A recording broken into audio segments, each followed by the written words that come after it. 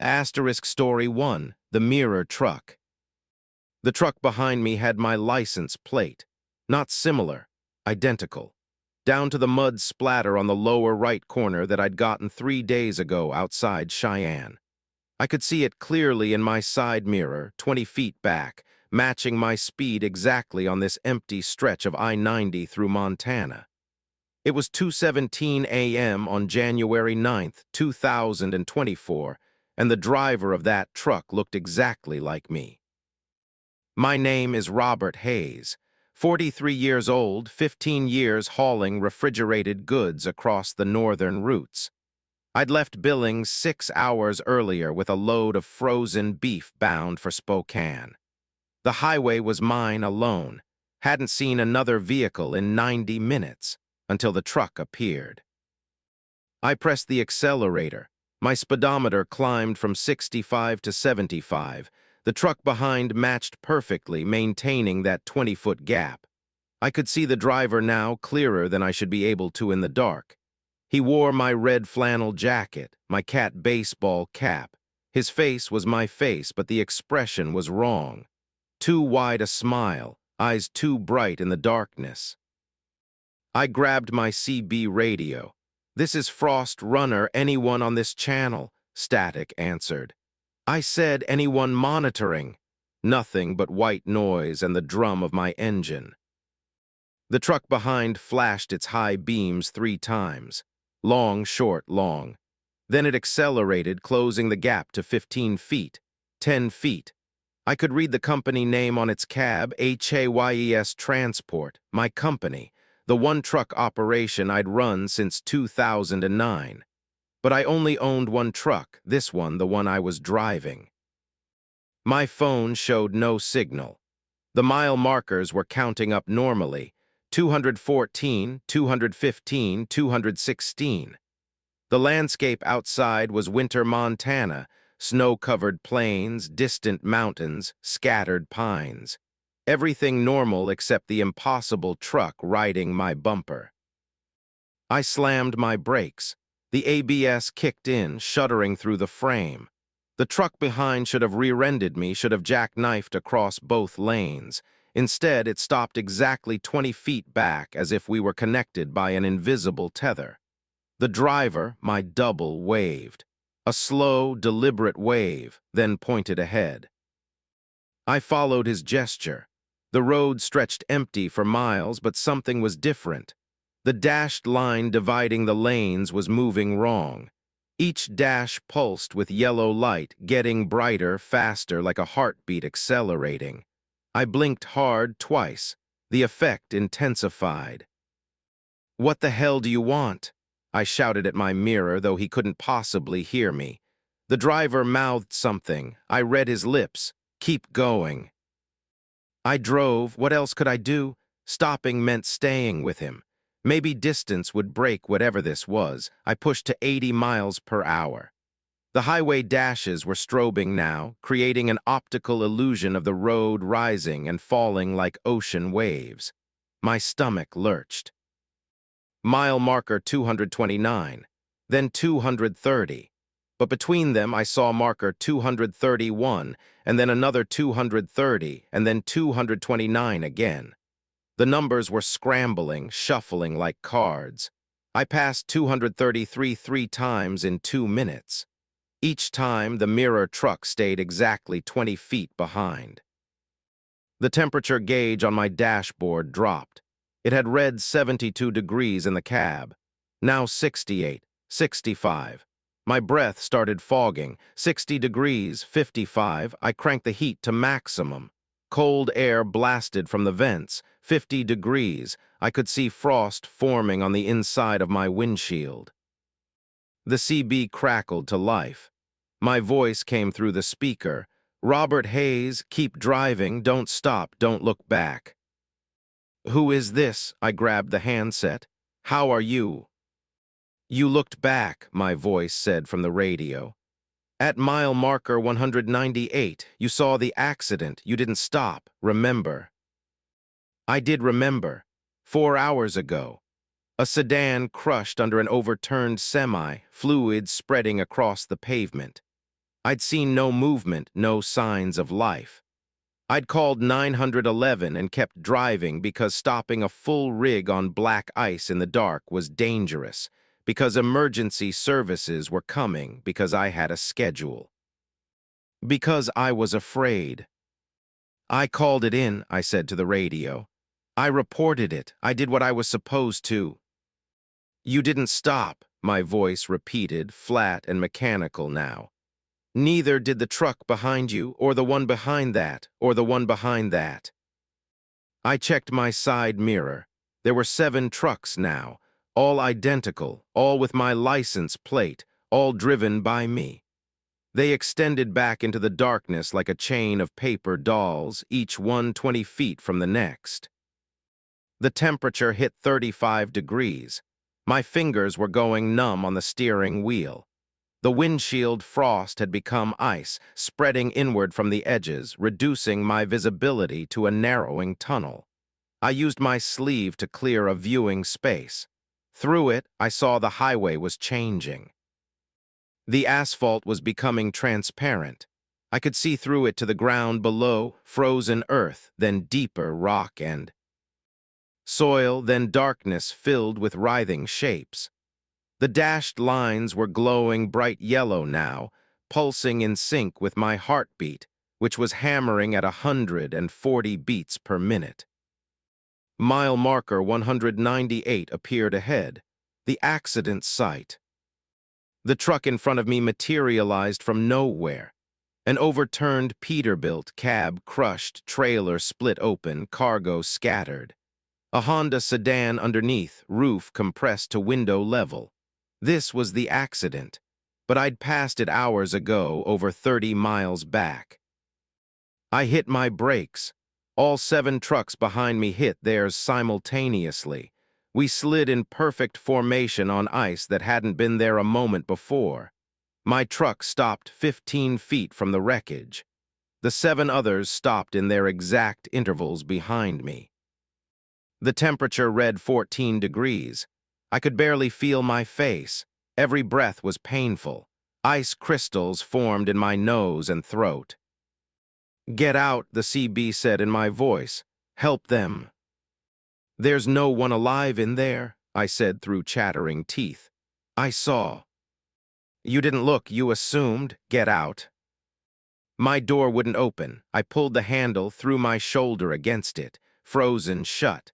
I tried the passenger door, same result. The windows wouldn't roll down. I was sealed inside. The driver's door of the truck behind me opened. The first double climbed out. Then the second truck, the third, fourth. 7 copies of me standing in the snow, surrounding my truck. Their breath didn't fog in the cold. They didn't shiver. They just stared with those 2 bright eyes. Then they walked past me toward the wreck. I watched in my mirrors as they reached the overturned semi. They gripped the edge of the trailer together, and with synchronized movement, they lifted. The entire truck, 40 tons of vehicle and cargo, rose off the sedan like they were lifting a toy. They held it suspended in the air. "Your turn," the CB said. My door opened easily now. The cold hit me like a physical blow. -20, -30, my exposed skin burned. I climbed down, legs weak, and walked toward the sedan. Through the shattered windshield, I saw the driver. A woman, mid-30s, blonde hair matted with blood. She was pinned by the collapsed roof, eyes closed, not moving. I reached through the broken window, pressed my frozen fingers to her neck. "Pulse. She had a pulse." "She's alive," I screamed at my doubles. "Call 911, get help." "You call," they said in unison. "You're here now, you stopped." I fumbled for my phone, still no signal. "I can't, there's no." "Try harder." I held the phone up, waved it around desperately. 1 bar appeared, flickered, held. I dialed 911. It rang and rang and rang. 911, what's your emergency? The operator's voice was my voice. "Accident on I-90. Mile marker 198, injured woman trapped. We received that call 4 hours ago. Multiple calls. No one stopped. Which caller are you? I'm here now. I'm at the scene. Position 29. Your caller 29. We're still waiting for caller 1 through 28. When they arrive, we'll send help. The line went dead. The woman's eyes opened. She looked directly at me. Cold, she whispered. So cold, why didn't you stop? I did stop. I'm here. 4 hours ago, she said. Blood trickled from her mouth, steaming in the frigid air. 4 hours I waited, watched 29 trucks pass, saw every face, same face, your face. My doubles still held the overturned semi.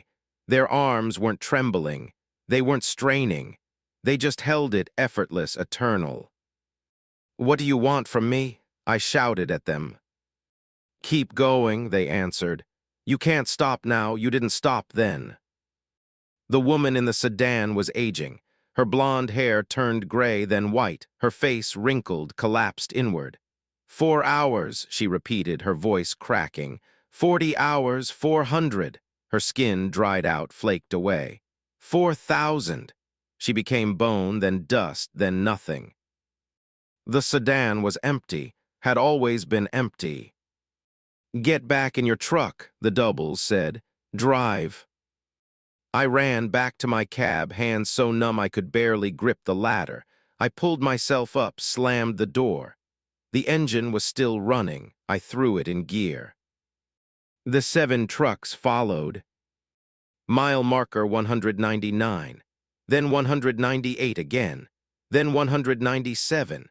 Going backward, I pressed harder on the accelerator. The markers continued counting down, 196, 195, 194. My speedometer showed 85 miles per hour forward.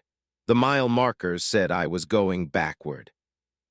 The CB, you're returning to where you should have stopped. I called it in, what else? You didn't look, you didn't check. You chose schedule over safety, you chose yourself. Mile marker 190. The highway was completely transparent now. Below, in the darkness beneath the earth, shapes were rising. Humanoid figures climbing up through soil and rock. They pressed against the underside of the transparent road, faces distorted, mouths open in silent screams. Dozens of them. 100. Less. All the ones we didn't stop for, my voice said from the CB. All the times we chose convenience over compassion. They're waiting. The figures began breaking through. Hands erupted through the asphalt, grasping at my tires. The truck lurched, slowed. More hands, more arms, pulling down, dragging at the frame. Mile marker 185. The original doubles were gone from my mirrors, but new ones appeared ahead. Dozens of my trucks all stopped, forming a wall across the highway. All the versions of me who didn't stop. All the choices accumulations. I slammed the brakes, stopped 20 feet from the wall of trucks. All the drivers climbed out. All me. They walked toward my truck together, a crowd of Roberts Hayes converging. Their mouths moved in sync. You can't outrun what you didn't do. The hands from below had covered my truck. They were pulling it down into the earth. The cab tilted. The transparent asphalt opened like a throat. I'm still driving. I've been driving for 3 months now, according to my dashboard clock. The highway never ends. The mile markers repeat. The trucks behind me never disappear. Sometimes the woman from the sedan sits in my passenger seat, aging and de-aging in loops. She never speaks anymore. I pass the same rest stops, but they're closed. The same towns, but they're empty. Other vehicles appear occasionally, but when I try to follow them, they vanish. The temperature in my cab is permanently frozen at 14 degrees. I wear every piece of clothing I have. It's not enough. Last week I saw another truck pulled to the shoulder. The driver was slumped over the wheel. I stopped. Finally, after 93 identical days, I stopped. I checked on him. He was fine, just sleeping, annoyed that I'd woken him. When I got back in my truck, there were 8 mirrors behind me instead of 7. The newest one looked terrified. I'm teaching him the route. He'll learn it eventually. We all do. The highway is patient. It has time. It has all of us now, all the versions of ourselves we left behind on the road. I keep driving because stopping doesn't help anymore. The choice was made at mile marker 198, and everything since has just been distance from that moment, miles that don't really move. Sometimes I see other trucks ahead, drivers who look lost. I flash my lights at them. 3 times, long, short, long, a warning they won't understand until it's too late. Then they join the chain. Asterisk story 2, the sleeper cab. The man in my sleeper berth was wearing my wedding ring. I'd lost that ring 6 months ago, dropped it down a storm drain in Des Moines while fueling up. Insurance had covered the replacement on my finger, but the ring on the stranger's hand had the inscription, M+K forever, visible even in the dim light filtering through my cab curtain. My wife Michelle's handwriting, engraved on our anniversary in 2018.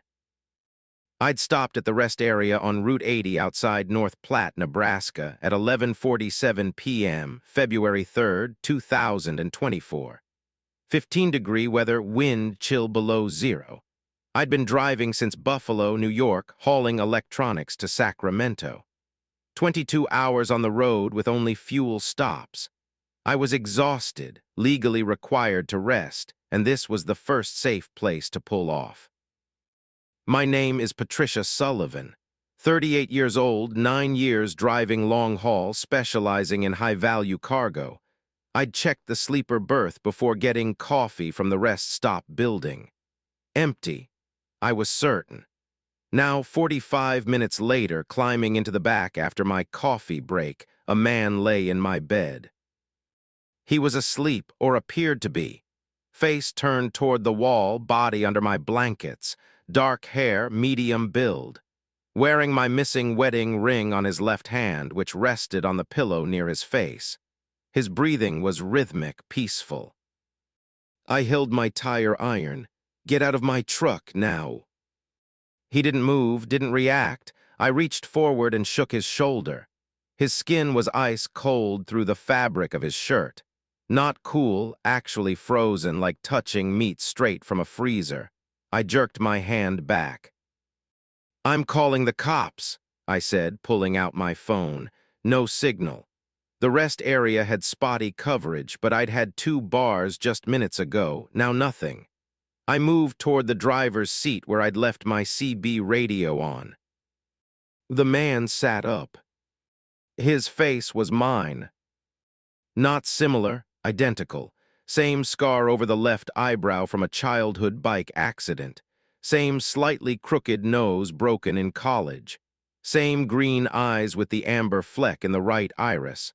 But the expression was empty, slack, like a mask of my face worn by something that didn't know how faces worked.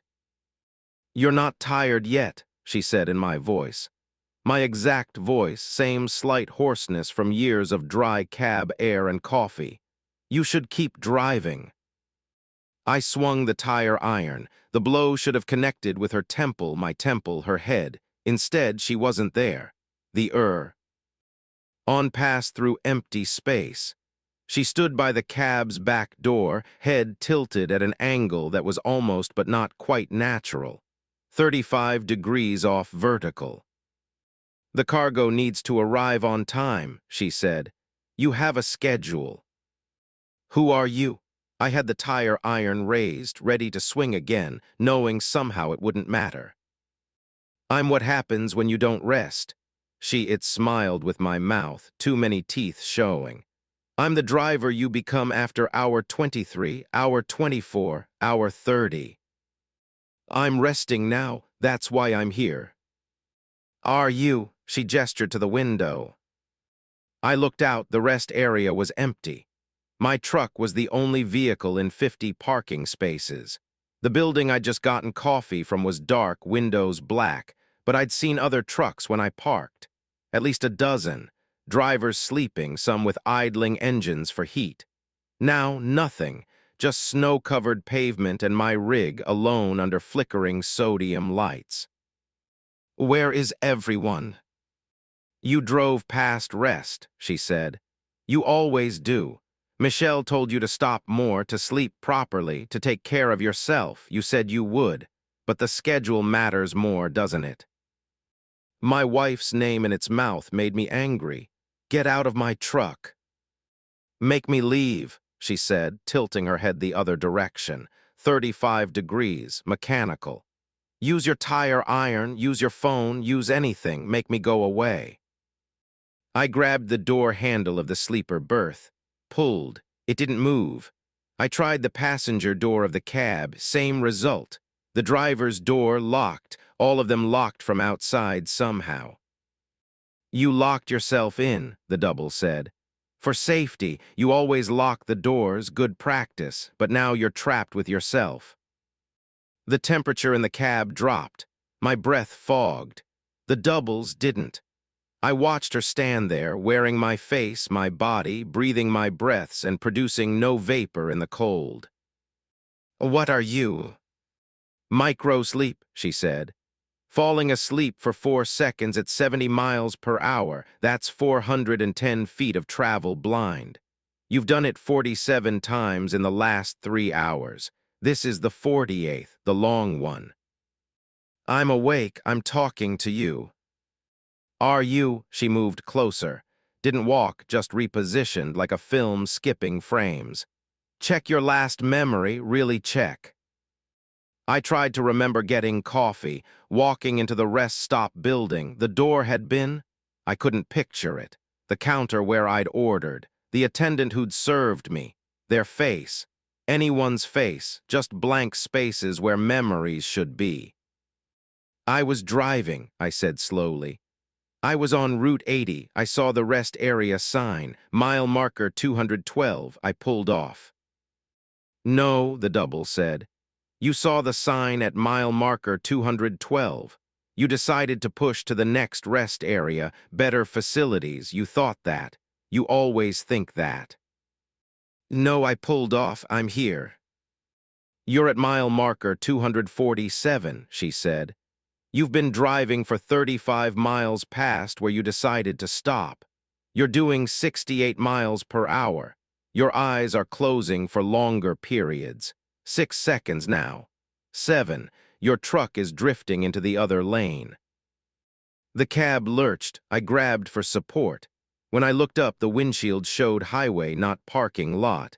Dashed lines scrolling past. Darkness beyond the headlights. Mile marker 248 flashed by. No, I lunged for the steering wheel. My hands passed through it. Insubstantial. I was the ghost, not her. You're dreaming, the double said from the driver's seat. She had her hands on the wheel now, steering. You've been dreaming since mile marker 212. Your body is driving. Your conscious mind is gone. I'm what's left. I tried to open the door. My hand went through the handle, through the door itself.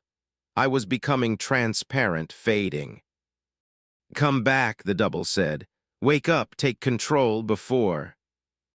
Headlights in the other lane, bright, growing, an oncoming semi-horn blaring. We were over the center line. The double wrenched the wheel right. The truck swerved, fishtailed on ice. The trailer swung wide. For 3 seconds, we were sideways across both lanes, jackknifing. Then straight again, somehow. The other truck passed, horn fading into distance. That was close, the double said. Hour 24 is dangerous. The micro-sleeps last longer. Your body drives, but your mind is making dream logic decisions.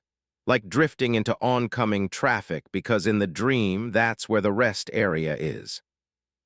I was solid again, in the passenger seat. The rest area was gone. We were on the highway, mile marker 251 passing. The clock on the dashboard showed 1:14 a.m., 27 minutes since I'd pulled off to rest. I didn't stop, I whispered. You never stop, the double said. Not really, you tell yourself you will, you see the signs, you feel the exhaustion, you make the decision. But then there's always a reason to push further. Better parking ahead, make up time, you're not that tired, just a few more. Miles. She turned to look at me with my own face. Michelle left you because of this, not because you were gone, because even when you were home, you weren't there. You were still driving, still thinking about schedules, still not resting. That's not. 3 months ago, the double interrupted. You fell asleep at the dinner table. She was telling you about her sister's cancer diagnosis. Important news, needed support. You nodded off mid-sentence, jerked awake 20 seconds later. Didn't remember what she'd said, had to ask her to repeat it. She knew then that you'd driven yourself past the point of being human, that the truck had consumed you. I remembered that dinner, the look on Michelle's face. Disappointment so profound it looked like grief. She'd moved out 2 weeks later. I'd been on a run to Phoenix when she packed. Came home to half-empty closets and a note. You chose the road. I hope it's enough. I can fix it, I said. I can change. I'll stop more, rest properly, get home more often. Will you? The double gestured ahead.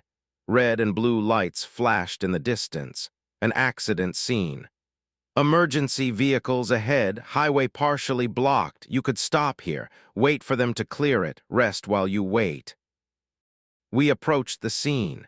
A minivan had slid off the road, crumpled against a concrete barrier. Ambulances, fire trucks, state troopers, one lane closed, the other moving slowly past. The double slowed the truck, 40 miles per hour, 30. We were in the open lane passing the wreck. I saw medics loading a stretcher, a small shape under the blanket, child-sized. You could stop, the double repeated. Pull to the shoulder, check if they need anything, take a break, but there's traffic behind you.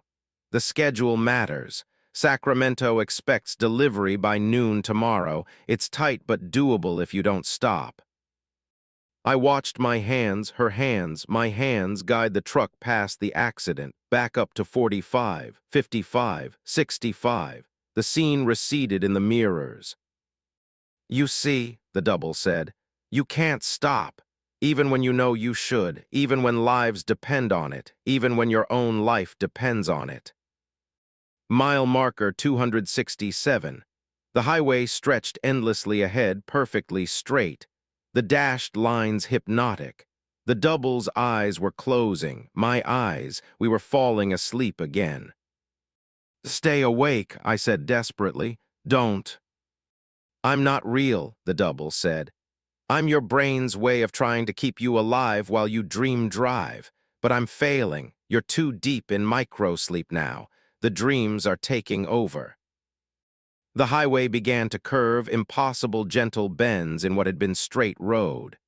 The curves got tighter. Soon we were driving in circles, a massive spiral leading downward. The asphalt became rough, then dirt, then something else. Something organic. It yielded under the tires like flesh. This is what the inside of your mind looks like now, the double said. Collapsing inward. The rational part shutting down, the primitive brain stem keeping your body moving but without navigation, without purpose, just motion. We passed the same mile marker again, 267, then again, trapped in a loop, driving the same circle eternally. Other trucks appeared on the road. Dozens of them, all my truck, all driven by me. Different versions, younger, older, wearing different clothes. One was pregnant, one was elderly, one was a teenager. All the times you pushed too far, the double explained. Every drive where you ignored fatigue, they're all still happening, simultaneous. You're driving all of them at once now. I could feel it, my consciousness spreading across all the trucks. I was in 50 vehicles, driving 50 circles, all spiraling down into darkness. Each one was falling asleep deeper. The me who was pregnant swerved off the road, the truck tumbling into an abyss. The teenage me drifted across lanes into another truck, both exploding in silent collision. "This is death," I said. "This is driving past rest," the double corrected. "Death comes after." The spiral tightened. The walls of the spiral were closing in, made of flickering images, Michelle's face.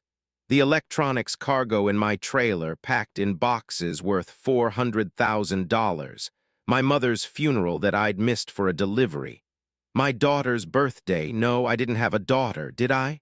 The memory was there and not there. "Sleep deprivation causes hallucinations," the double said. "False memories, confusion, you're experiencing all of it at once. Your brain is trying to process weeks of missing sleep in minutes. It's breaking." All the other trucks had crashed now. Just mine left, spiraling down the throat of my own collapsing mind. The double was flickering, turning transparent, becoming me and not me and something else entirely. "Wake up," she whispered. "Patricia, wake up."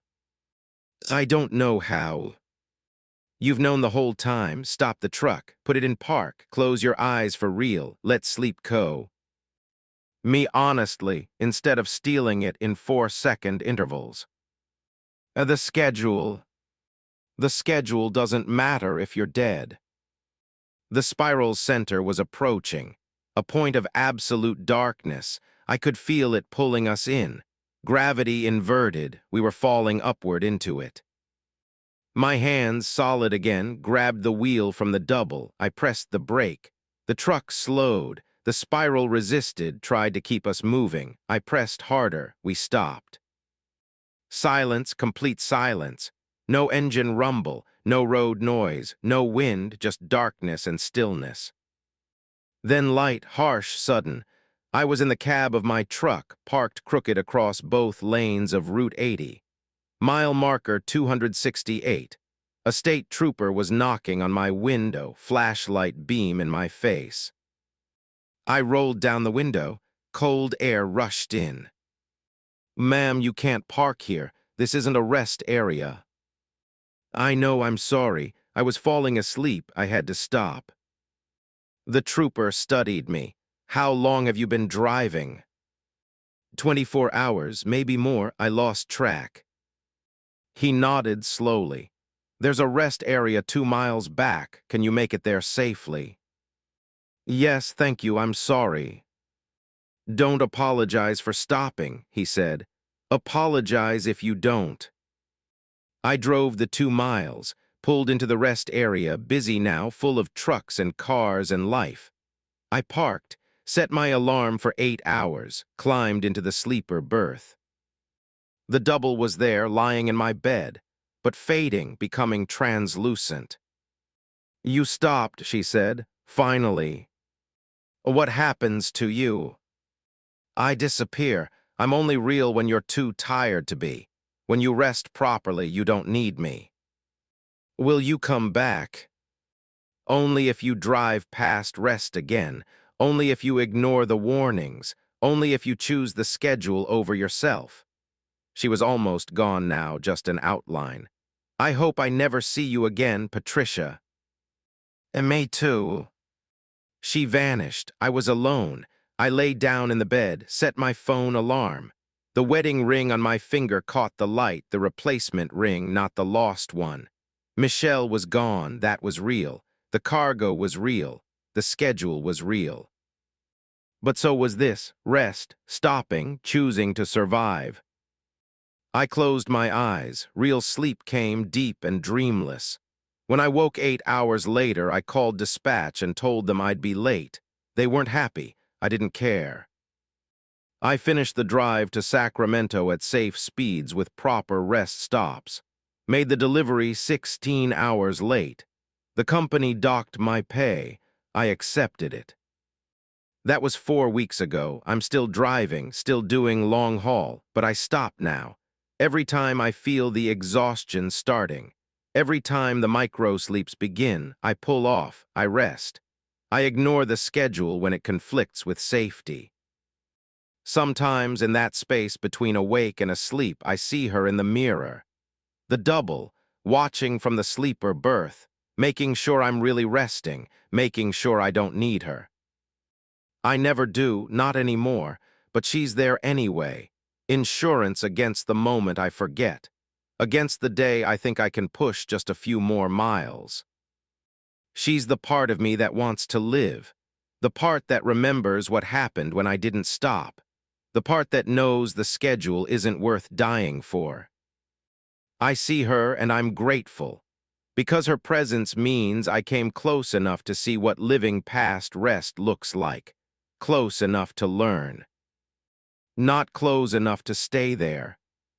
Asterisk Story 3, The Frozen Shipment. The meat in my refrigerated trailer was screaming. Not the mechanical whine of the reefer unit. Actual screaming, human voices, dozens of them, muffled by 18 inches of insulated walls and 23 tons of frozen beef. I'd been hearing it for 17 miles, since crossing the Wyoming border on I-25, heading south toward Denver at 3:47 a.m., January 12, 2024. My name is Marcus Chen, 31 years old, 7 years hauling refrigerated cargo across the mountain states. I'd picked up this load in Billings, grade A beef from a processing plant, destination wholesale distributor in Colorado Springs. Standard run. I'd done it 40 times. The paperwork was clean. BOL matched the cargo. Temperature set to -10 Fahrenheit. Everything by the book. Except the screaming. I pulled onto the shoulder, hazards on. Wind rocked the truck, 30-mile-per-hour gusts, snow swirling in the headlights. Temperature outside was 9 degrees. Wind chill well below zero, not weather for standing around investigating strange noises. But I couldn't keep driving with human sounds coming from my trailer. I grabbed my flashlight and climbed out. The cold hit like a fist. I moved quickly to the trailer, pressed my ear against the corrugated steel. Silence, just the diesel hum of the reefer unit maintaining temperature. I waited, counted to 60. Nothing. Maybe I'd imagined it, fatigue playing tricks. The coffee from the last stop had been old and bitter. Maybe caffeine jitters plus long night equals auditory hallucinations. I was climbing back into the cab when THE screaming started again. Closer now, right behind me. I spun. Empty highway, no other vehicles, just snow and darkness and wind. But the screaming continued, directionless everywhere at once. Then I realized it was coming from my CB radio. I climbed in, grabbed the handset. The screaming poured from the speaker, overlapping voices, men and women and children, all shrieking in terror and agony. I twisted the squelch. The noise continued. Switched channels, same screaming on every frequency. Turned the volume down, it didn't get quieter. I powered off the unit. The screaming continued from the dead radio, unchanged in intensity. "Who is this?" I shouted at it. "What do you want?" The screaming stopped, silence. Then one voice, calm and clear, "Check the cargo, Marcus." "Who is this? How do you know my name?" "Check the cargo, trailer door, open it." "The cargo is sealed. I'm not authorized." "You're hauling us, Marcus, 23 tons. Grade A, you have authorization, you have responsibility." I looked at the trailer through my rear window. Standard 48-foot reefer, company logo on the sides, numbered seal on the door, unbroken, everything normal. "The cargo is beef," I said. "Frozen beef from a processing plant." "Is it?" the voice asked. "You didn't load it yourself, you didn't verify, you just connected and drove. What if the paperwork lied?"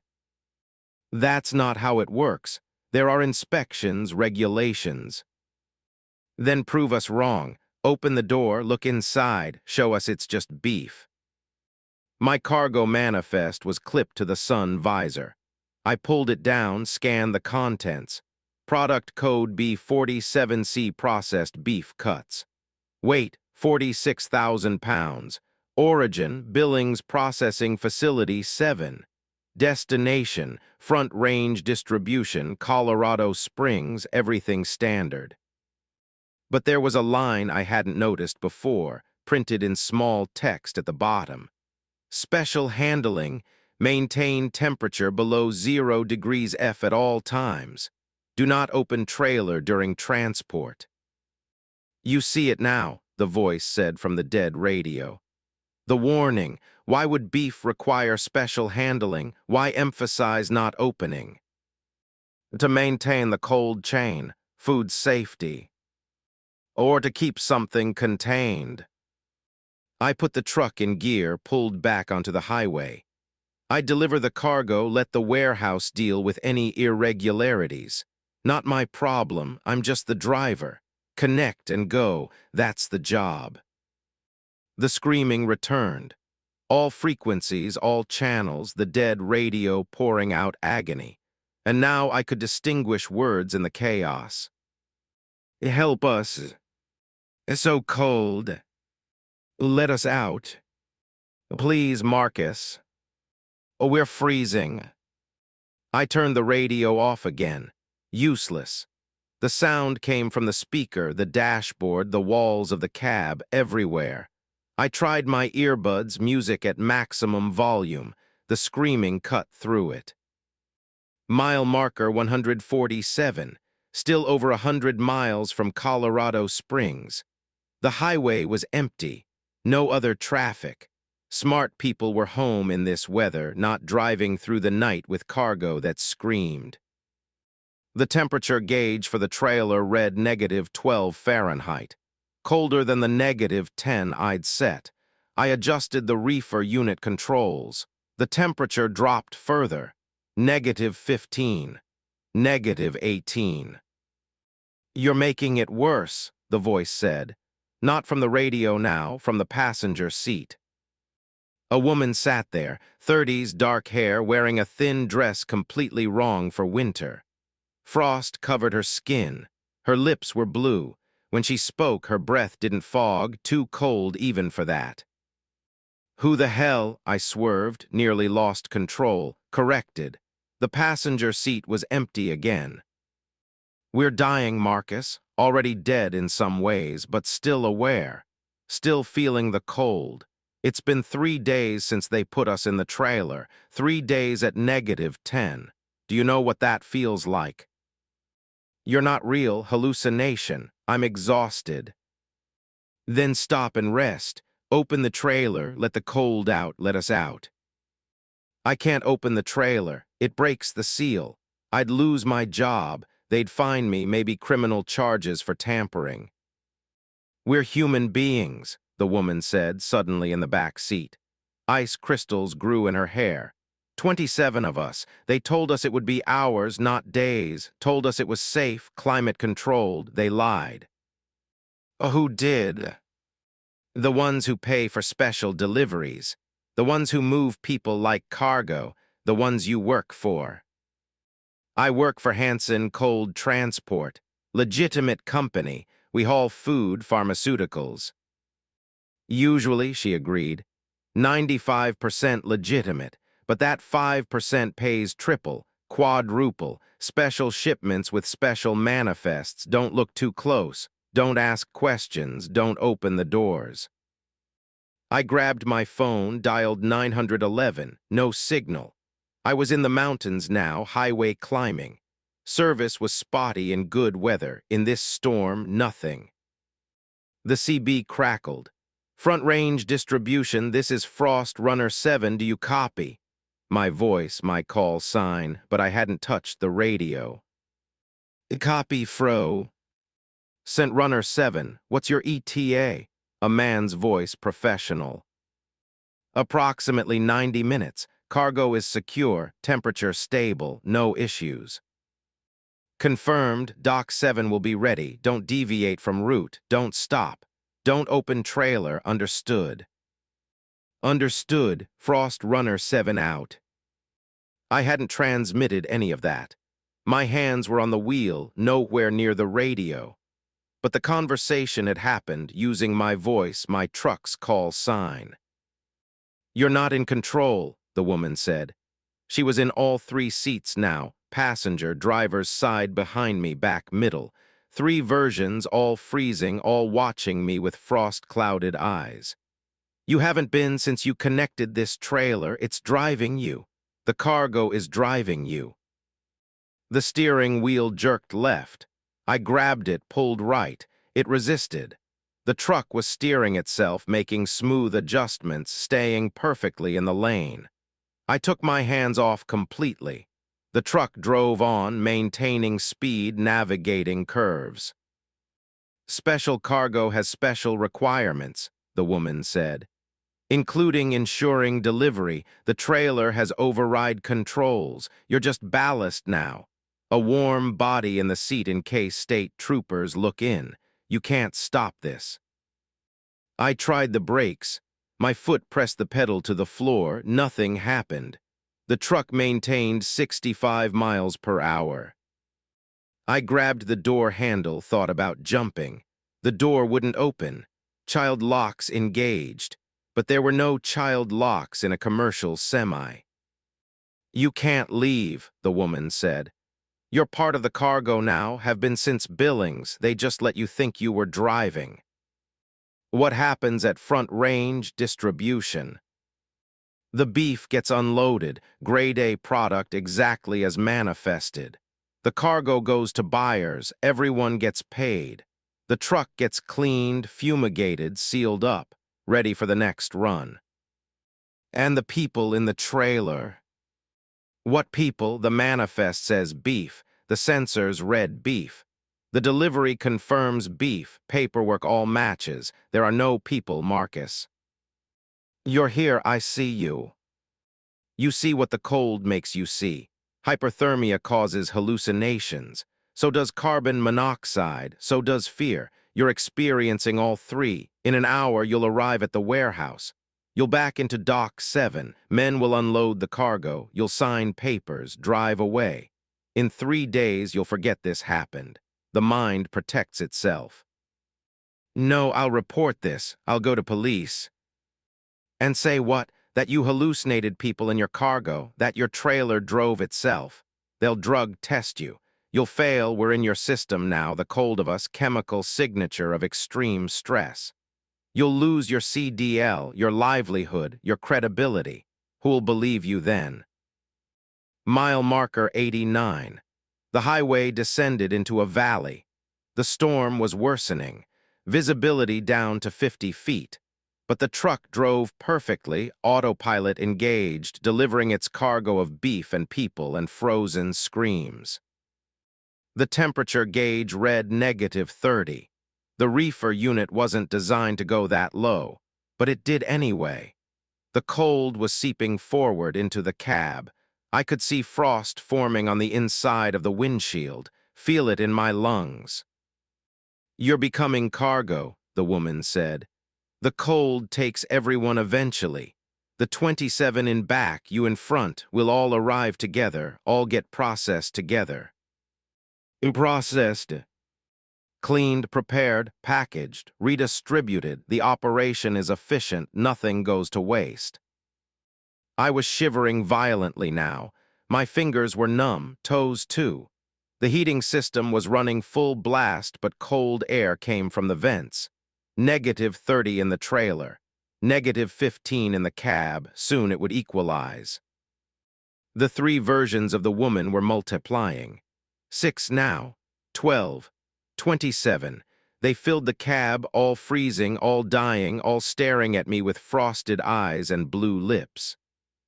"Join us," they whispered in unison. "It's easier when you stop fighting. The cold becomes comfortable, warm, almost like sleeping." I bit my cheek hard, used the pain to focus.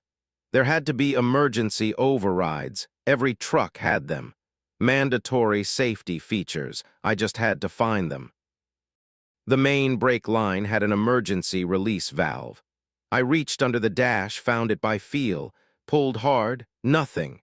The valve turned but didn't catch, stripped threads, deliberately sabotaged. The fuel cutoff had a manual switch. I found it, flipped it. The engine should have died. Instead, it ran smoother, like it was grateful I'd tried. 27 dead faces watched me fail. "There's one option," the woman said. All 27 spoke together, perfectly synchronized. "The trailer has an emergency release. Inside, pull the handle and the door opens, breaks the seal, destroys the cargo, ends the delivery." "I can't reach inside. I'm locked in the cab."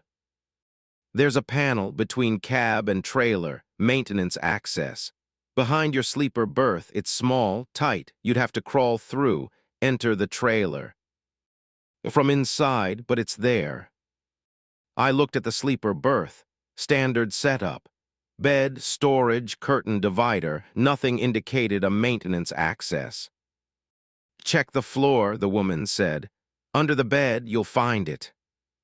I climbed into the sleeper, pulled up the mattress. Sure enough, a panel 18 inches square secured with 4 bolts. I found my tool kit, grabbed a socket wrench. The bolts came out easily, too easily, like they'd been loosened recently. I lifted the panel. Cold poured out, -30 air from the trailer rushing into the relative warmth of the cab. And with it the smell, meat, yes, but also something else. Human waste, fear, death. The opening led into the trailer. I could see cardboard boxes stacked floor to ceiling. Could see frost thick on every surface. Could see movement between the boxes, shapes that might be beef hanging from hooks, might be something else. "Climb through," the 27 women said. "Find the emergency release, pull it, save us, save yourself." I aimed my flashlight through the opening. The beam caught reflecting eyes. Dozens of them, too high up to be beef, at human face level. They were watching me, the cargo waiting. "The release is on the right wall," the woman said. 10 feet inside, red handle, can't miss it." I started to crawl through. My head and shoulders were in the trailer. The cold was incredible, -40, -50. My exposed skin was freezing instantly. Ice formed in my nostrils, my throat. Something grabbed my ankle, pulled hard. I slid backward into the cab. The woman, all 27 of her, was pulling me away from the opening. "Not yet," she said.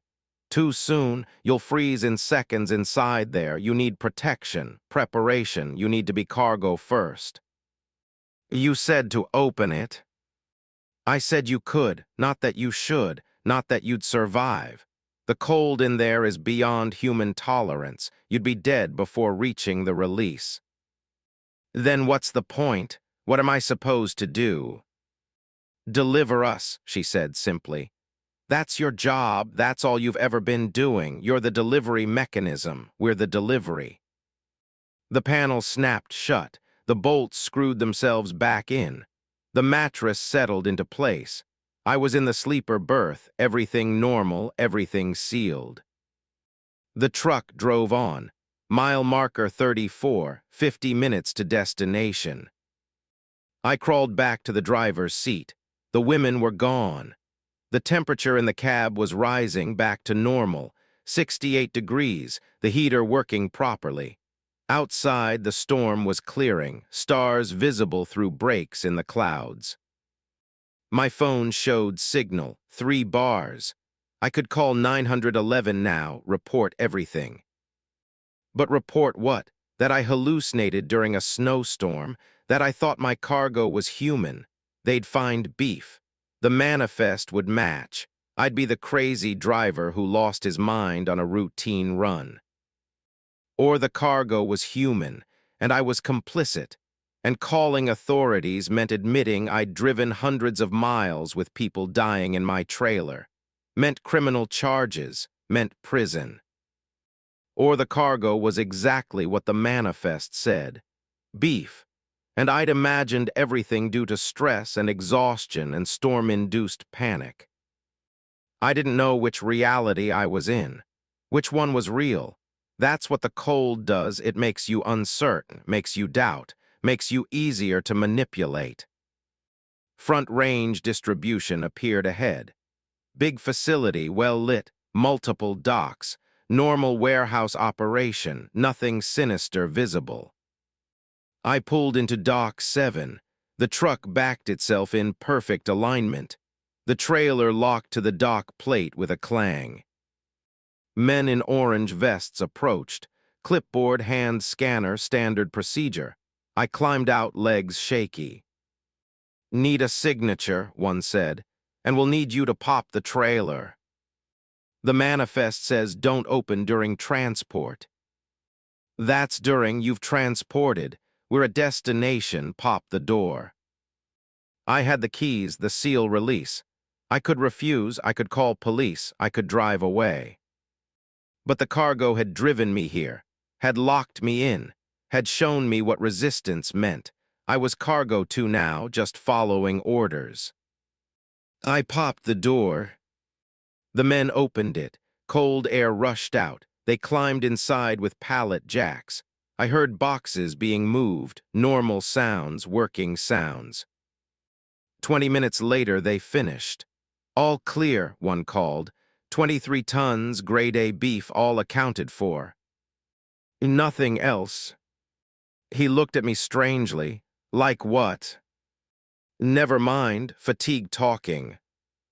I signed the papers. They gave me the empty trailer release. I connected to a different trailer for the return trip, dry goods bound for Salt Lake.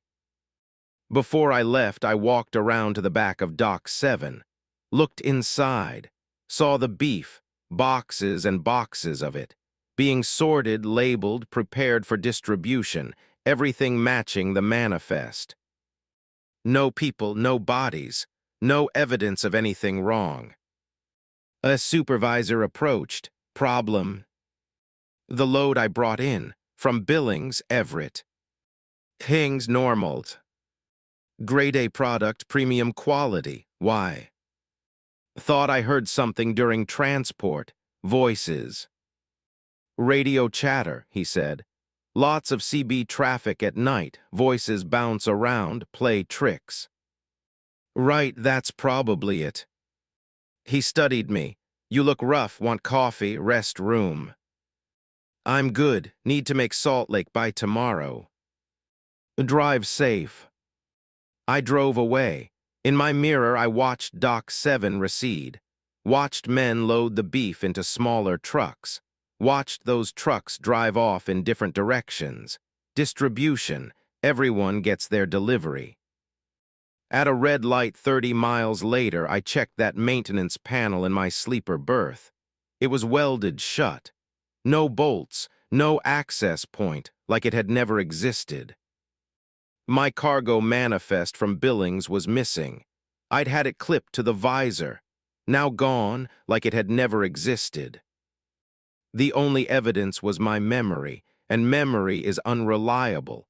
The mind protects itself, forgets traumatic events, constructs false narratives. Maybe I'd hallucinated everything. Maybe the cold and storm and exhaustion had created a waking nightmare. Maybe I'd delivered exactly what the paperwork said, frozen beef, nothing more. I want to believe that. I try to believe that.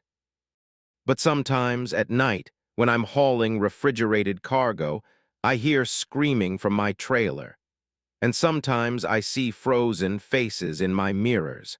And sometimes my truck drives itself for miles while I sit helpless in the seat. And I know the truth. I know what I'm really hauling, what we're all hauling. The 5% that pays quadruple, the special shipments, the cargo that can't complain because officially it doesn't exist. I'm still driving for Hanson Cold Transport, still doing the northern routes, still taking whatever cargo they assign. Because refusing means questions. means investigations, means discovering what's really in those trailers, and that's dangerous for everyone. The screaming has become background noise now. I barely notice it. Just another sound on the highway, like wind or tires or the distant cry of something freezing to death in the dark. Grade A beef, that's all it is. That's all it can be. That's what I tell myself, every time, every delivery. Sometimes I even believe it. Asterisk Story 4, The Loop. Mile marker 156 has appeared 43 times in the last 2 hours. I know because I've been counting, scratching marks into the dashboard with my house key. A thin line for each repetition, now organized in groups of 5 like a prisoner marking days. The same mile marker. The same stretch of I-70 through Kansas. The same wind turbines rotating in the same positions. The same dead deer on the shoulder, visible for exactly 8 seconds before the curve takes it out of view. My name is James Morrison, 47 years old, 23 years long haul, currently hauling agricultural equipment from Des Moines to Amarillo. It's January 18th, 2024, or it was when I entered this loop at mile marker 156, 3:14 a.m. My dashboard clock now reads 6:22 a.m., 3 hours and 8 minutes, 43 repetitions, 7.4 miles of highway experienced 43 times. The loop begins exactly at mile marker 156 with a gentle left curve, 2.6 miles of straight highway, a rise over a small hill, 3 wind turbines on the right, 2 turning clockwise, 1 motionless, 0.8 miles more, the dead deer, sharp right curve, mile marker 157, which flickers as I pass, the numbers scrambling, resetting to 156. And then I'm back at the beginning, the same gentle left curve, the cycle restarting. I've tried everything. I floored the accelerator, pushed to 95 miles per hour, still reset at 157. I stopped completely, waited 10 minutes. When I started driving, I was instantly back at 156. I drove in reverse. The markers counted backward, 155, 154. But when I reached 153, everything scrambled and I was facing forward at 156 again. The road is empty, no other traffic. I haven't seen another vehicle in 3 hours. My CB radio produces only static. My phone shows full signal 5 bars, but every call fails immediately. Text messages send but receive no replies. I've sent 47 texts to my wife Carol, my dispatcher, 911, all delivered according to my phone. None answered. The wind turbines bother me most. 2 spin clockwise at identical speeds. The third is frozen mid-rotation, 1 blade pointing straight up, perfectly vertical. Every loop, they're in the exact same positions. The spinning ones should progress, show different angles. They don't. They're locked in place, moving but not advancing. Perpetual motion without change. I've studied the terrain during each repetition. The landscape is subtly wrong. The fields on either side are too uniform, each row of stubbled corn exactly parallel, exactly spaced. No variation. Real fields have irregularities, imperfect rows, gaps where equipment missed. These are machine perfect. Artif. Yishul. The dead deer appears at mile marker 156.8. White-tailed doe lying on the right shoulder, body twisted. First loop, I barely noticed it.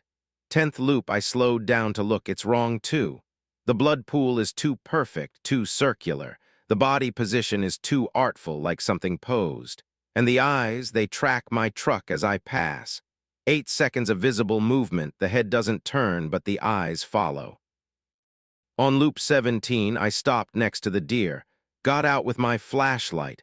The body was warm, fresh, like it had just been hit despite looking identical in the previous 16 passes. I nudged it with my boot. The fur felt synthetic. I grabbed the front leg, tried to drag it off the road. The leg came off. Just detached, no tearing, no blood, clean separation at the shoulder. Inside, no bone, no muscle, just a metal armature and bundled wires. The deer was mechanical. I dropped the leg, stumbled back to my truck, drove on. Mile marker 157, reset back to 156. The deer was whole again, leg reattached, lying in its perfect pose. The temperature hasn't changed. Constant 27 degrees since I entered the loop. The wind is constant, same speed and direction. The stars are frozen in position. I've been watching Orion's belt through my windshield, and it hasn't moved a fraction of a degree in 3 hours. Time is passing for me for my truck, but not for anything else. Loop 29, I tried crashing. Accelerated to 80 and aimed for the concrete barrier on the left side. Impact should have killed me, destroyed the truck. Instead, at the moment of collision, everything reset. I was back at mile marker 156, truck intact, no damage. My coffee cup, which had been airborne during the crash, was back in the cup holder, full and hot. That's when I understood.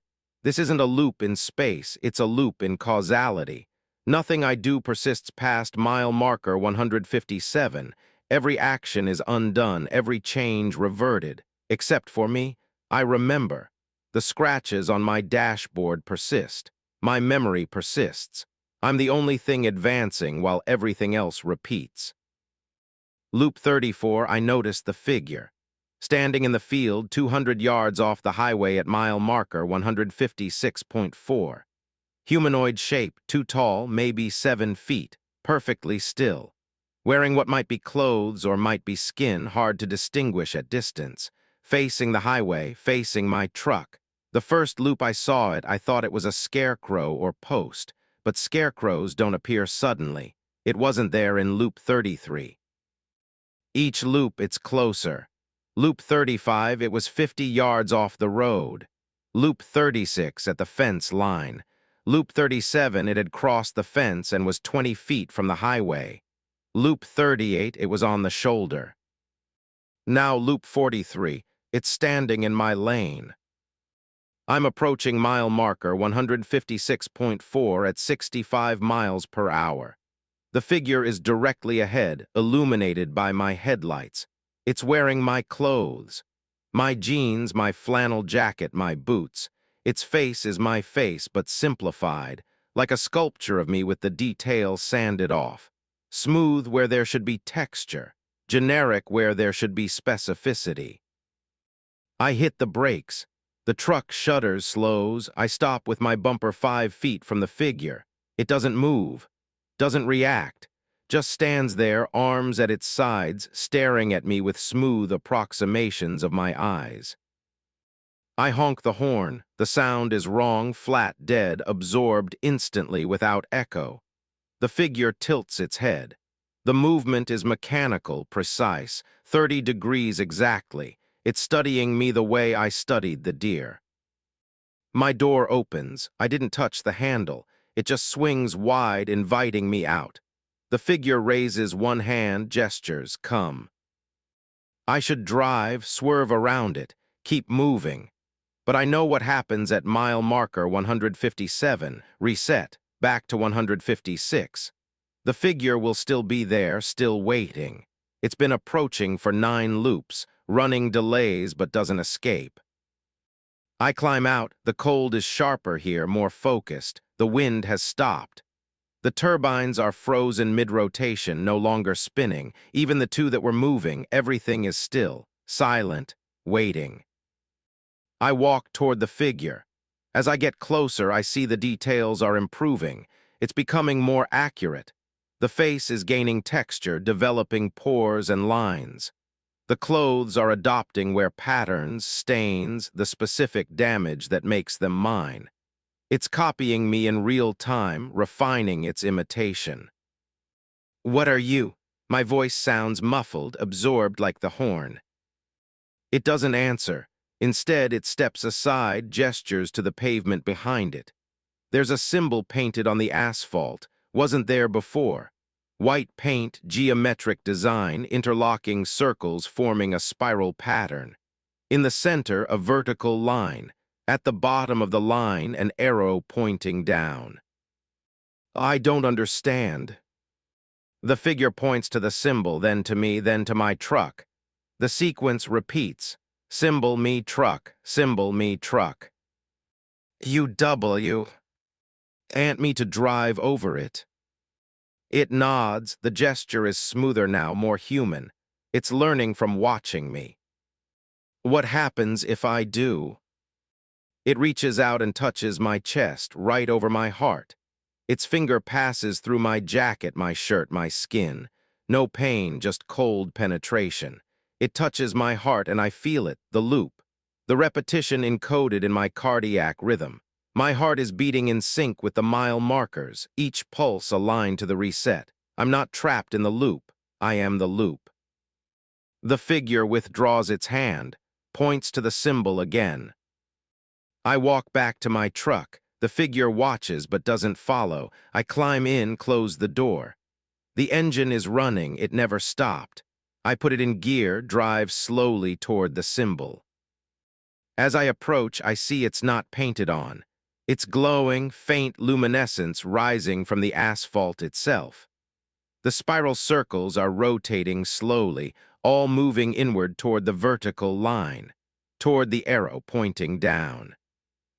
I stop with my front tires at the edge of the symbol. The figure stands beside my driver's window. It places one hand on the glass. The hand is perfect now, identical to mine.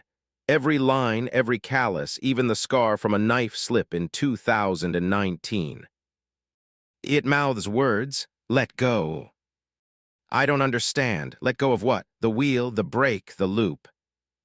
It taps the glass, points to its chest, to where my heart would be in its copied body. Let go. I feel it then, the attachment, the way I'm holding onto the loop, perpetuating it through sheer will to continue, to keep driving, to never stop. 23 years of long haul has programmed me. Forward motion is life. Stopping is death. Keep driving, keep moving, never quit. The loop is my own refusal to stop. My inability to let go of the wheel, the road, the momentum. I entered the loop at 3:14 a.m. after driving for 21 consecutive hours. I was falling asleep.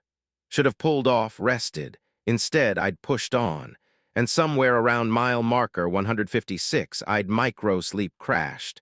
The loop is the dream. The eternal moment of impact stretched into infinite repetition.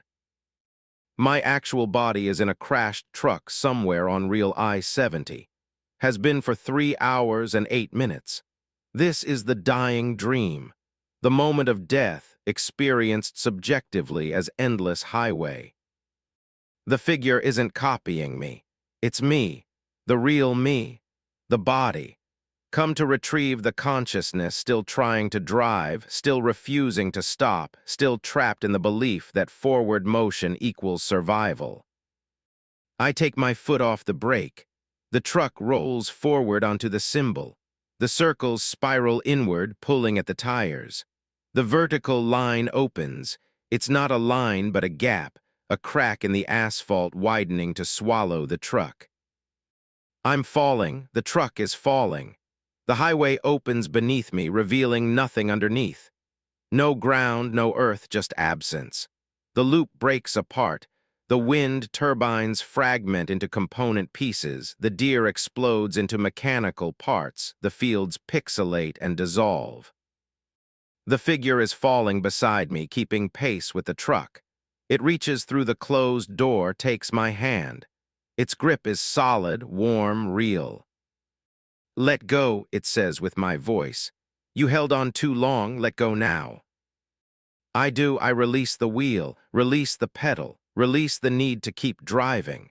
The truck dissolves around me, fragments scattering into the void. I'm in free fall, but the figure, the real me, holds tight. The darkness is complete, silent, peaceful. Then light, harsh, white, sterile, hospital light. Fluorescent tubes above me, beeping monitors, pressure on my chest. Voices shouting medical terms. We've got pulse. Patient's back. 8 minutes and 17 seconds. Good compressions. Welcome back, Mr. Morrison. I try to speak. A tube down my throat prevents it. Someone's holding my hand. Carol, my wife, tears on her face. A doctor leans into view. Mr. Morrison, you were in an accident. Your truck went off I-70 near mile marker 156. You were unresponsive when EMTs arrived. You've been in cardiac arrest for the last 8 minutes. We brought you back. You're going to be okay. But the doctor is wrong. I wasn't gone for 8 minutes. I was gone for 3 hours and 8 minutes. I lived 43 loops, scratched marks into a dashboard, studied a mechanical deer, met myself and learned to let go. Except there are no scratches on the dashboard of my truck. I saw it in impound later, wrecked but intact. No marks, no evidence of repetition. The doctors say I was oxygen deprived, brain damage from the cardiac arrest. Hallucinations are normal. The loop was a dying dream, synapses firing randomly as systems shut down. Meaningless. But they're wrong. I know because of the figure, my double, the one who pulled me out. I see it sometimes, reflected in mirrors standing just behind me, wearing my face. It nods when I make good decisions, shakes its head when I push too hard, drive too long, ignore the warnings. It's making sure I learn the lesson, that I let go when I'm supposed to, that I don't trap myself in another loop, another refusal to stop. The doctors cleared me for driving after 6 weeks. I got back in a truck, same routes, same cargo, but I stopped now. Every 4 hours, mandatory rest. Every sign of fatigue I pull off. I let go of the schedule, the pressure, the belief that stopping equals failure. Because I know what happens when you don't. You get stuck at mile marker 156, driving the same 7.4 miles forever, watching mechanical deer track you with dead eyes while you slowly realize you've been dead all along. And the only escape is learning to let go, to stop, to accept that the body has limits and the road doesn't care if you meet them. I pass mile marker 156 on I-70 every few weeks. Kansas run, regular route. Each time I slow down, look for the wind turbines, 3 real ones all spinning normally. Look for the deer if there's one present, it's actual roadkill, flies and decay and wrong proportions that prove it's organic.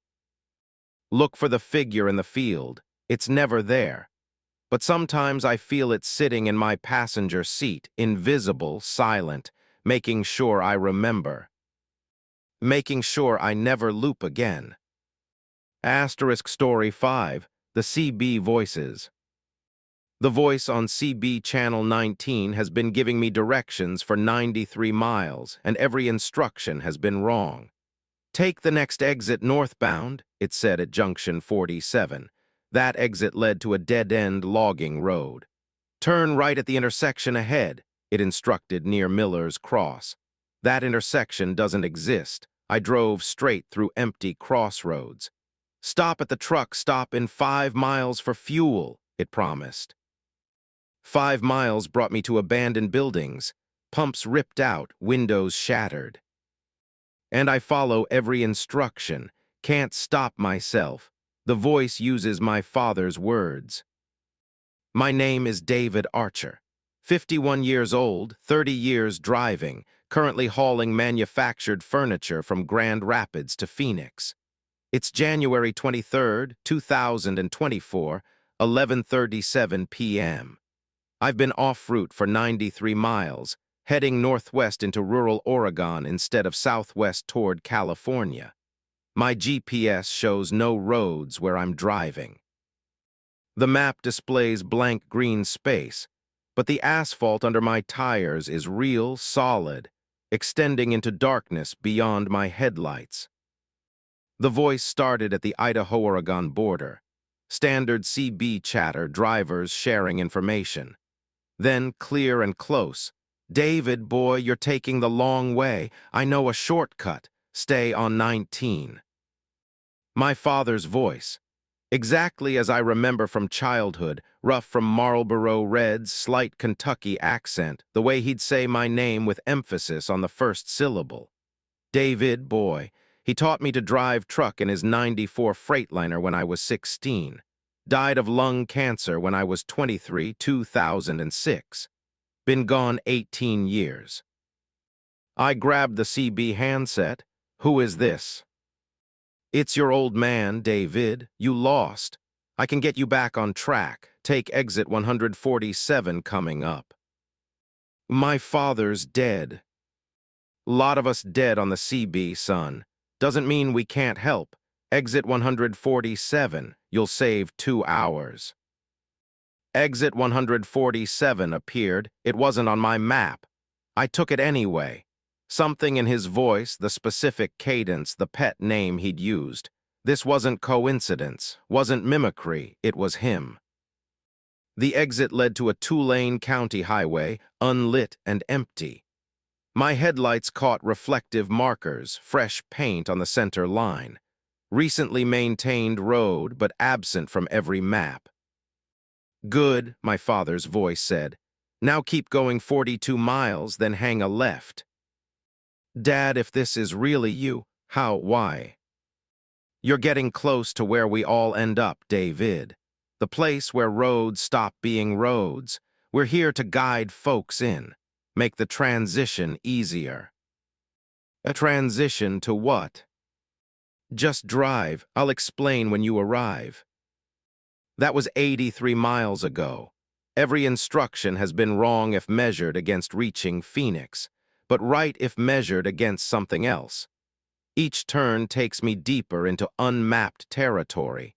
Each mile marker counts upward through numbers that don't exist. I passed marker 847 20 minutes ago.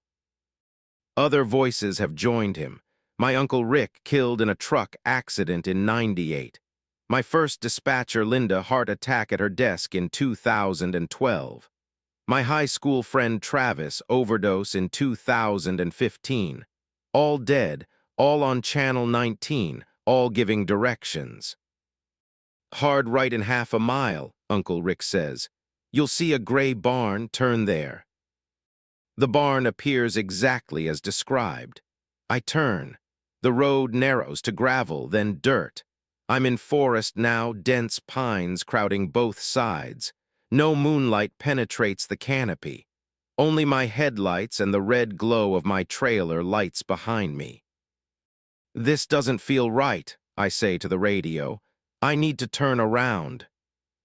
Can't turn around on a one-way road, my father answers.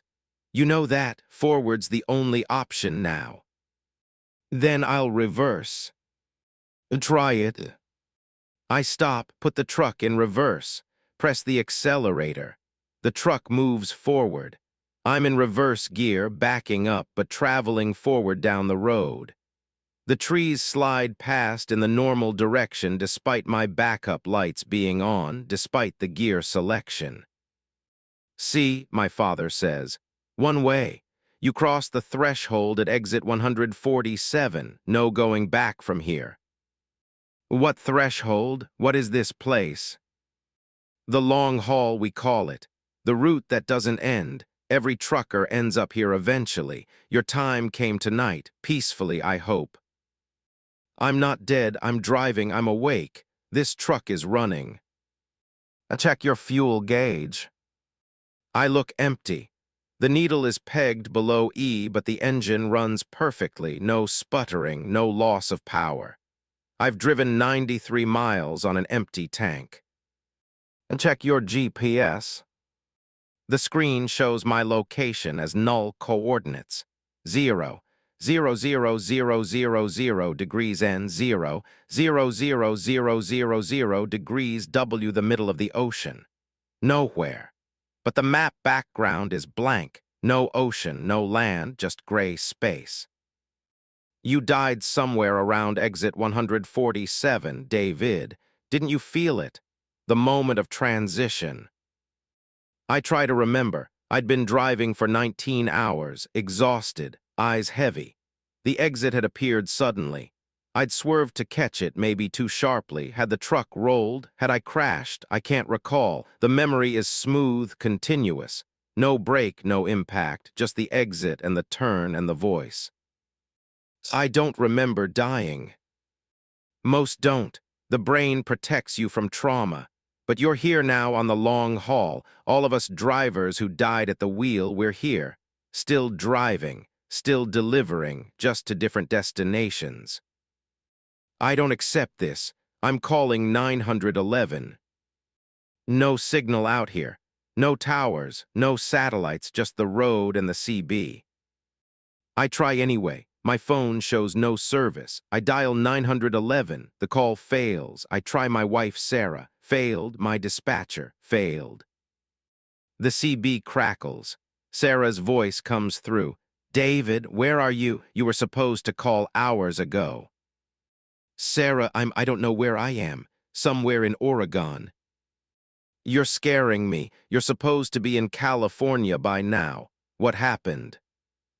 I took an exit. My father's voice on the CB, he said it was a shortcut. David, your father's been dead for years. What are you talking about? I know, but I heard him. I'm hearing him now. He's been giving me directions.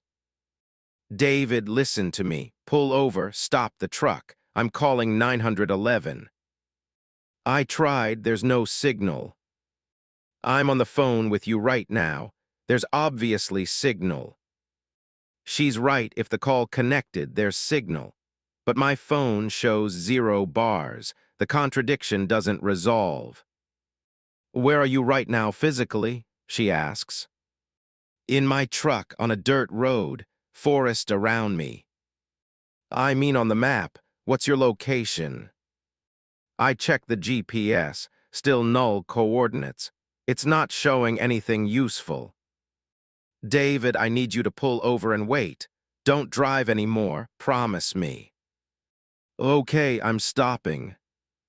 I stop the truck, put it in park. The engine idles. I sit in the dark cab, phone to my ear, waiting. Sarah, I'm scared. Something's very wrong. No answer. I check the phone. The call's still connected, duration reading 7 minutes 13 seconds. But she's not there, just silence on the line. I speak her name. Nothing. Then the call ends. Not dropped, ended, like she hung up. I try to call back. The number doesn't dial, just instant failure. The CB, you can't call out from here, David. Only receive. You can hear them, but they can't hear you. One-way communication. That's not how phones work. It's how everything works here. The long haul is transitional. You're between states. Still have one foot in the living world, can hear their voices, but you can't respond, can't reach back. You're already fading from their perspective. Linda, my old dispatcher. It's hard at first, David, accepting it. We all struggled, but it gets easier. The driving becomes comfortable, familiar. Eventually, you forget you're dead. I'm not dead. My Uncle Rick. You are, though, probably happened fast.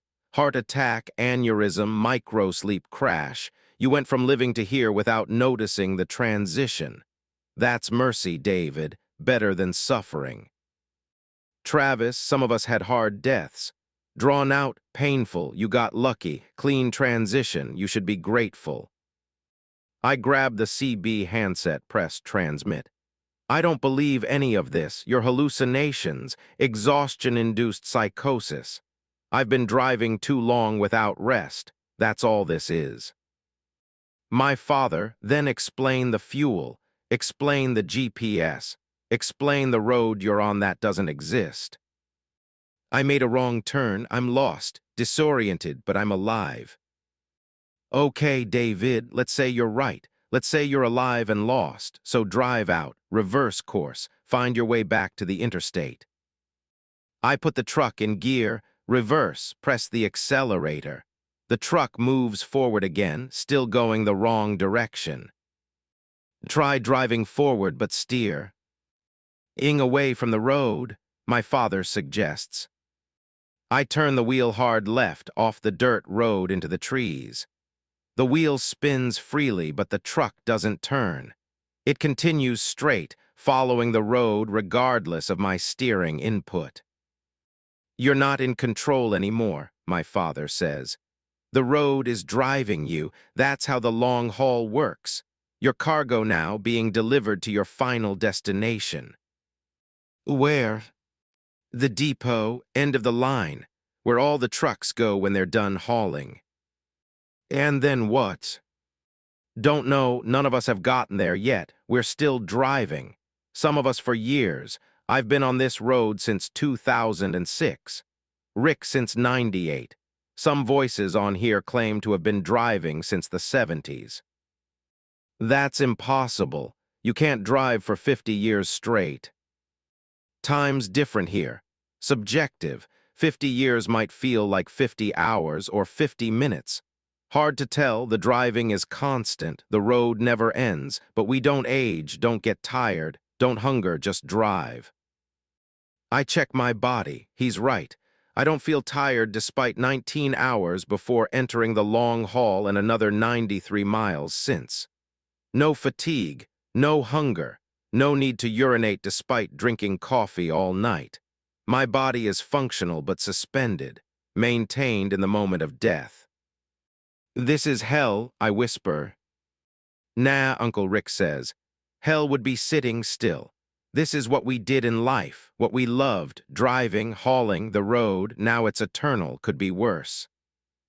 Could it, eternal driving through darkness, no destination, no rest, no end? Just the road scrolling endlessly forward.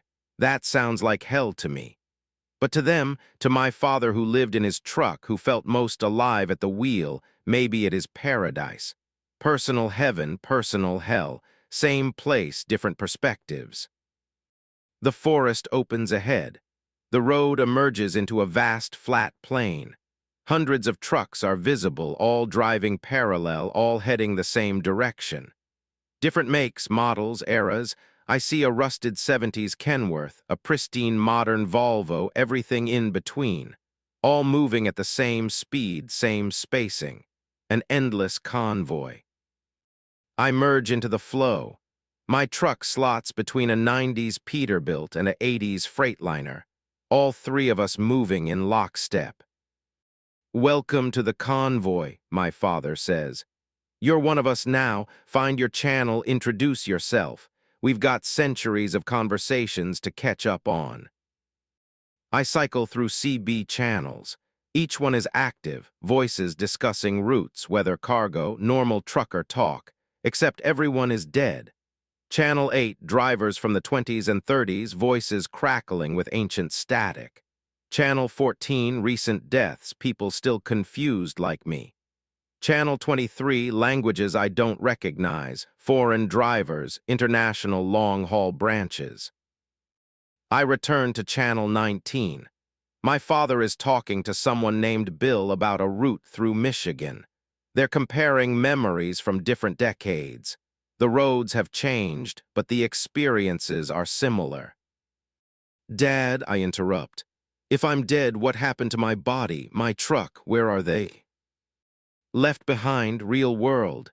By now, emergency services have probably found the wreck. They'll call Sarah. She'll identify your body, arrange a funeral. Life continues for them. I talked to her 5 minutes ago. Did you hear her voice and imagine a conversation? The line between memory and reality blurs here. You'll experience lots of that. Conversations with people you loved. Flashbacks, dreams of being alive, all part of the transition. The convoy continues. The plain stretches infinitely ahead. No horizon, the land just fades into gray distance. The sky is starless, moonless, ambient light from nowhere and everywhere. I drive. What else can I do? My hands are on the wheel, but it steers itself. My foot's on the accelerator, but the engine maintains constant speed regardless. I'm a passenger in my own vehicle, cargo being hauled. Hours pass, or days, hard to tell. The convoy doesn't stop, doesn't slow. The trucks around me never vary their positions. We're locked in formation, eternally parallel. The CB voices become background noise. Conversations blending into white noise. Sometimes I speak. Sometimes I listen. Mostly I just drive and think. About Sarah, who'll get the call, who'll cry and mourn and eventually move on. About my kids, Trevor 24, Amanda 22, who'll regret we didn't talk more. About my career, 30 years of hauling loads cross-country. Was it worth this? Dying at the wheel, ending up in eternal convoy. Yes, I realize it was. The road gave me purpose, freedom, independence. I loved driving. Loved the solitude and motion and ever-changing views. If I'm stuck anywhere for eternity, the cab of a truck isn't the worst place. My father senses my acceptance. You're adjusting, that's good. Most drivers fight it for months. You're practical, always were. Do you ever see the depot? I ask. The destination. It's ahead, always ahead. We drive toward it but never reach it. Maybe it doesn't exist. Maybe it's metaphorical. Or maybe we're in a queue, waiting our turn, and it'll take millennia to arrive. That's horrifying. That's trucking, hurry up and wait. Endless highway, expected delivery that keeps getting delayed. This is just the longest haul we've ever done. The convoy continues. I settle into the rhythm, accept the unchanging scenery. This is my existence now, the long haul, the eternal route. And maybe that's okay. Maybe this is exactly where I belong, where we all belong, every driver who died doing what they loved. The road claimed us in life. Now it holds us in death. Fair trade. But sometimes on Channel 19, I hear voices that don't belong. Sarah calling my name, asking me to come home. My kids wondering where I am.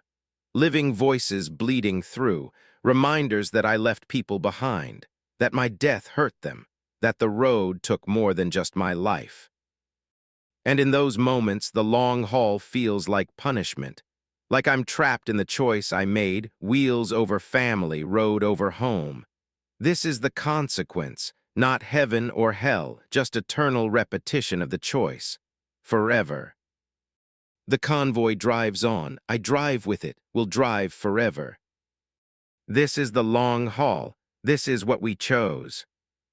This is where we end up. I'll continue with the remaining 5 stories in my next response to ensure quality and proper word count for each. Shall I proceed?